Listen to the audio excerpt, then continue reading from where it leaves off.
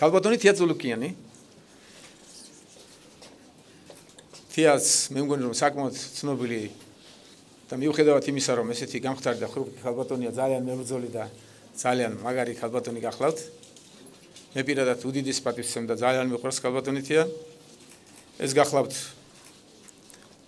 საკმაოდ მე ჩემი დახასიათება ცოტა უხერხულიც არის კვალიფიციური იურისტი. წლების განმავლობაში მუშაობდა სტრასბურგის ადამიანის უფლებათა სასამართლოში და იქ ახალი ჩანაწერები გაჩნდა გირგვლიანის, ასანიძის და კუზმინის საქმეების გარშევის დროს, სადაც თია აქტიურად მონაწილეობდა, ახალი მიმდინარეობაც გაჩნდა სამართალში, რომელშიც თიას დიდი წვლილი აქვს.